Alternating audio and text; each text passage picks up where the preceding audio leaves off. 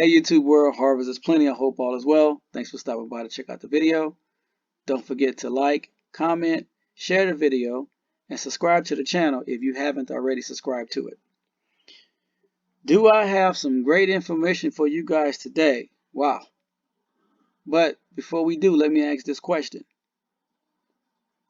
Why does a shadowy tech firm with ties to Israeli intelligence running doomsday election scenarios in the United States?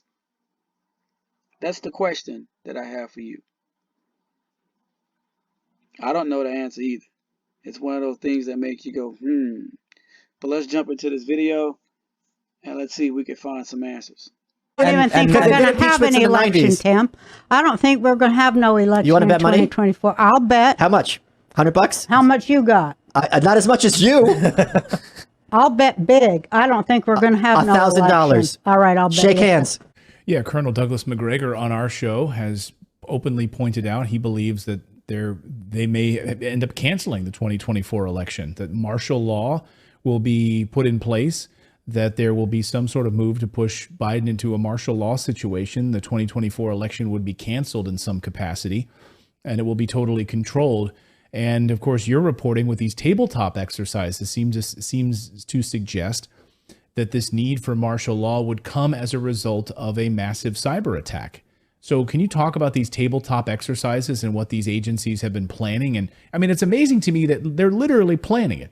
They've got the paperwork. They've been running the operations. This is not a conspiracy theory. They're laying the groundwork for this. Yes. So the exact scenario which Colonel McGregor discussed on your show has been simulated for years by the FBI, DHS, and various police departments, not just in the U.S., but also I believe they had one in the United Kingdom as well. And the company responsible for this is based in Boston. They're called Cybereason. They're a cybersecurity company with very overt ties to Israeli intelligence. Wow. Did you guys catch that? Did you guys understand what they're plotting against the American people? They're running fifth generation warfare and some type of psychological operations on the American people. They're trying to push an agenda, and they're trying to get the American people in a place that they could be useful to create martial law or to suspend the Constitution or to get America to go into a civil war, like the movie Civil War that's coming out in April 2024. They're trying to tear down America from within so they can re-raise it or resurrect it back up under a new world order. And they're going to get the American people to be used as pawns to accomplish their goals. So I hope everybody wake up and see what's going on. Now, the company in question for this video is called Cybereason. This company, Cybereason, is known for selling antivirus and malware type software packages. So why is a company that sells antivirus stuff running doomsday election simulations for the government that ends in martial law? So they did they did three that they list in this article, simulations. One for the government, one that was done in London, that included the UK government, and another one that was done in Boston. And so I'm going to read a little bit of this to you, so you can understand what's going on. I'm also going to leave this article below so you can read it for yourself. I want you to see it for yourself, because a lot of this stuff I won't even say online. I just don't want my video snatched down. But I want you to read it for yourself. You're going to have a lot of questions as you read this article. But anyway, you had these hackers from Cybereason. So Cybereason, the company, they told the FBI, the Department of Homeland Security, and the Secret Service, look, we could completely devastate the election process of America. Of course, the government said, no, you can't. We're on top of it. We got everything covered. We have a lot of protections in place. The company, Cybereason, said, you probably do, but we still can completely devastate the election process in America, and we're going to show you how we could do it. So they squared off against the government. So on one side you had Cybereason and their quote unquote ethical hackers against the Secret Service, the FBI, and Department of Homeland Security. And it was called Operation Blackout, right? And so it was the simulation was done in a fictitious state called adversarial. And so in this fictitious state, there was an election taking place in a simulation, and the ethical hackers, quote unquote ethical hackers from Cybereason, devastated the elections and crushed the government. Now let's look how they did it. And it's not what you think. They didn't go after the voting boxes or anything like that. They did not hit the electronic voting things or whatever. I'm going to read this article for you so you can see what they did and how vicious they were. It said, Operation Blackout did not involve hackers targeting election software or voting machines. Instead, it focused on civilian infrastructure and psychological operations against the American citizens in the fictitious city called Adversarial on election day. See? Psychological operations, guys. That's fifth generation warfare. It said the hacker team was led by Cybereason co-founder Jonathan something Amit, a former contractor for Israeli government agencies and a former operative for the elite Israeli military intelligence unit 8200, best known for its cyber offensives against other governments. Okay, now let's see what they did. It said Strom Amit, he's the Israeli guy, intelligence guy. His team completely devastated the U.S. law enforcement team in Operation Blackout by not only causing chaos, but murdering numerous citizens and civilians. Hackers took control of city buses, ramming them into civilians waiting in line at polling stations, killing 32 and injuring over 200. They also took control of city lights in order to cause traffic accidents. They used so-called deep fakes to conduct psychological operations on the populace, and they created fake bomb threats posing as the terror group ISIS.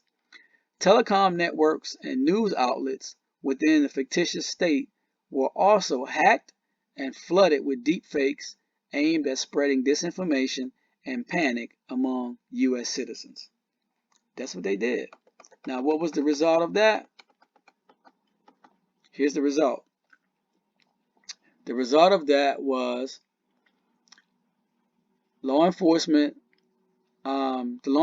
team decided to outright cancel the elections. The declaration of martial law by authorities ensued. The growth of public fear regarding terrorism and allegations of US government collusion with a foreign actor. That was the result of that simulation.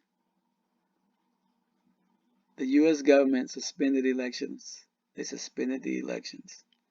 Martial law was declared, and public fear regarding terrorism rose to new heights. Pretty much. Isn't that crazy? Now let's look, and they did the same thing in the UK, but I want to show you what they did in Boston. It says, Cybereason held its first election meddling simulation in Boston as well, touting many of those fears and tactics. The simulation focused on local and state responses to such attacks and saw Boston-based Cybereason invite Massachusetts state and local officials, as well as Boston police officers and a former police commissioner to participate. Here's what they did in Boston, guys. Twitter accounts were hacked, spreading fake news. They turned off all of the city's closed-circuit TV cameras. They hacked self-driving cars and navigation apps and targeted the city's 911 call center with a DDoS attack they always used in this simulation, which saw Cybereason ethical hackers attempt to disrupt election day. Media coverage of the simulation at the time framed it as necessary preparation for countering Russian threats to U.S. democracy. Like the more recent simulations, the mock election was canceled and voter confidence in the electoral process was devastated. Wow. So there it is, guys. to disrupt the election, you don't even target the voter software. You just kill U.S. citizens. You hack buses. You hack cars. Remind you of Leave the World Behind, where the Tesla's autopilot feature was hacked. You hack Twitter accounts. You spread fear. You hack the news. You put up fake news stories, deep fakes. You call in bomb threats, claiming that you are ISIS or you're a jihadi. You kill some American people. The result, the elections can be canceled, martial law can be declared, and people's confidence in the voting process is utterly devastated and destroyed. This is a company that sells antivirus software. They are the ones who are running a doomsday election scenarios with ties to Jared Kushner. It's all in the article. I'm gonna let you guys read it for yourself. It's crazy. Look, they have a lot of stuff planned and prepared for us in 2024. Yes, God is in control. I always know that. But God also allows things to happen as well, according to Bible prophecy. So just be prepared, guys. Stay alert. I love you. Stay safe out there. Happy holidays. God bless to you and your family. And essentially what they conducted in this simulation was an attack on the election, but it wasn't an attack on election infrastructure. It was an attack on critical infrastructure, and also things like hacking traffic lights to cause accidents and kill people in car accidents, hacking self-driving cars to run over people waiting in line to vote, and hacking power grid and all sorts of things like that. So why are they conducting simulations supposedly about election security, but there was nothing about voting machines or, election infrastructure at all? It was about just murdering innocent people and destroying critical infrastructure or, jamming it essentially. And then, not that long after, the head of DHS, Alexander Mayorkas, said that this exact type of hacks, which he referred to as killware, is going to be the next big cyber attack. Which of course is deeply unsettling. And even more unsettling is that Cybereason, the head of Cybereason, Lior Div, says that his work at Cybereason is a direct continuation of his service to Israel's Signal Intelligence Agency, Unit 8200. And while there, Lior Div specialized in offensive cyber attacks targeting other nations, not unlike Ohad Zaydenberg of the CTI League.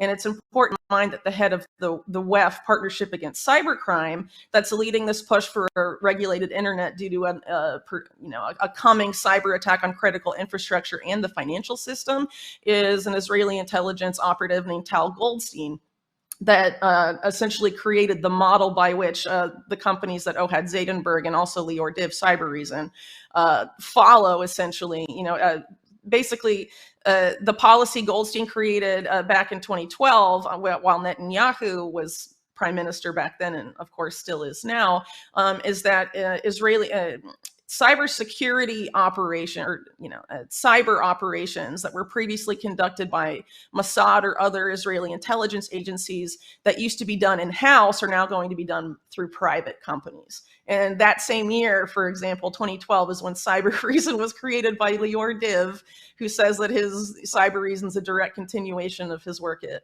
Unit 8200, which was offensive attacks on other nations. So just really crazy when you again consider what we talked about last time, that Israeli intelligence has a deliberate policy of getting the U.S. to preemptively, or at least attack Iran first when they want to bring in a regional war into the fore. So it's incredibly troubling. We think about situation. When we know that they can place digital footprints, digital fingerprints on anything, and they can claim that, oh, it's Iran. Yep.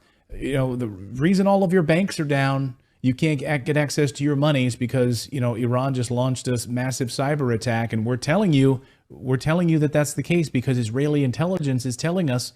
How can we believe them at all? And then what are we to do? Launch some massive military strike against Iran? And this is why evidence matters, because all of the companies essentially up to now that are being reported in mainstream media as the ones attributing blame to these nation states are either funded directly by the CIA or Unit 8200 or people related to these intelligence agencies. People, wake up. And we need better evidence than that. Wake up.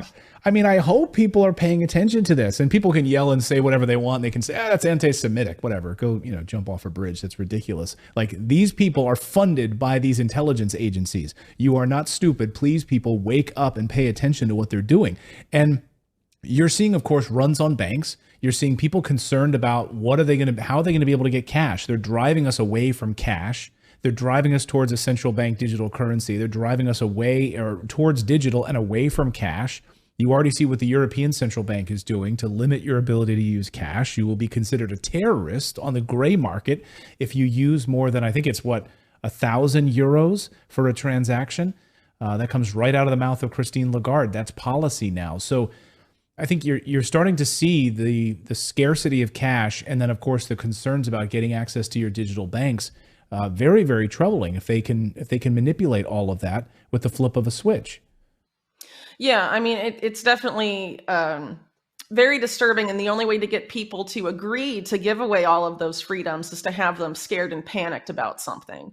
And again, like we talked about last time, I think the extreme involvement of banks in a lot of these simulations, whether it's Cyber Polygon or other things that are similar that went on through this WEF partnership against cybercrime or the Carnegie Endowment's equivalent program, it's very, they know that things are going to get bad in the financial system, and they don't want to be to blame this time, at least publicly, but they were in 2008. So what better way to not only absolve yourself of blame and be able to blame some faceless hacker, but also push for the predetermined solution that you want to impose on people, than having this cyber attack where we have to have a completely regulated internet and have to be able to tie people's digital IDs to everything they do online. And then, of course, to their money as well, because it's not just a push for ending online anonymity. It's a completely related push to ending financial anonymity as well.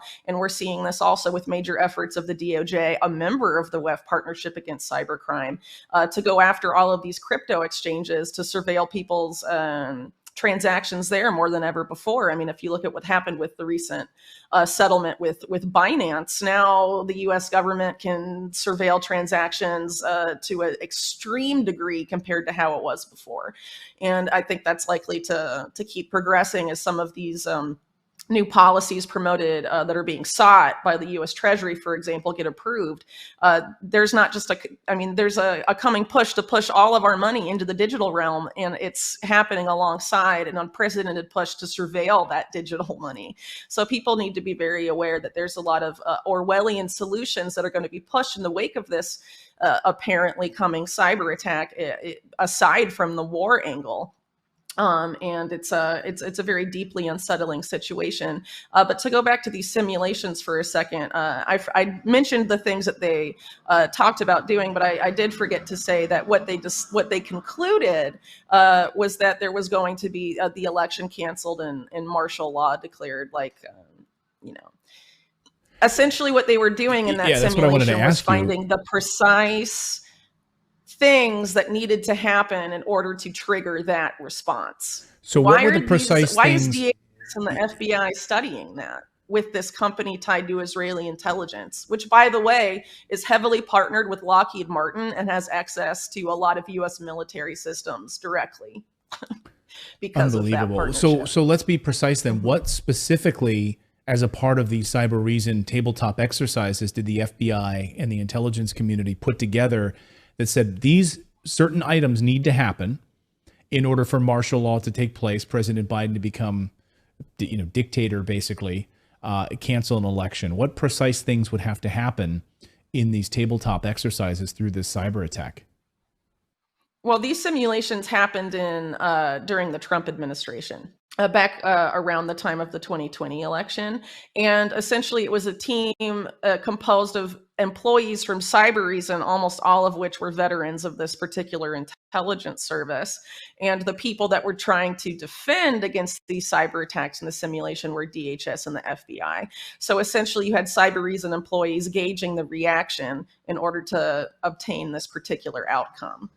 But again, you have Alexander Mayorkas, after the simulation takes place, saying that same exact type of attack, these killware attacks, are going to be the next big thing. And but what would trigger? But what would trigger? What would trigger something that would rise to the level of martial law? I mean, it happened at the tail end of the Trump administration, so now it's under the Biden administration, and then we're heading into the 2024 election. Is it electric grid collapses? Banking system collapses or is blocked, and that's what would trigger it. What would trigger it? So in these particular simulations, it didn't even go that far. It was much smaller. It was things like, again, the hacking of self-driving cars, of traffic lights, and a lot of emphasis on social media and misinformation. So it's that small? It's just traffic lights and misinformation. Causing panic and fear and people being run over by self-driving cars, which, by the way, Vice did an investigation where they interviewed people from Unit 8200 several years ago about how simple it is to hack not just self-driving cars, but anyone's car. Well, I was a part of a big investigation. We went out to Pittsburgh and I sat with hackers who managed to hack into these cars, and I drove one of these vehicles, and I was driving it, had total control myself. And then they remotely took control of the car and ran me right into a ditch for this, to show us that they could take total control of the car. And we had it all on camera, and we filmed the whole thing. And I couldn't believe it. I couldn't control the wheel. I couldn't do anything. They ran me right off the road. And it was for a segment. We were filming it and trying to understand how this technology worked. They almost ran me right into a tree, by the way. And they later apologized for it. But we were speeding. We were going pretty fast, and it ran me right off almost into a tree in a ditch. So yeah, they can do this if they want. And this was 8 years ago. Imagine how sophisticated the technology is now.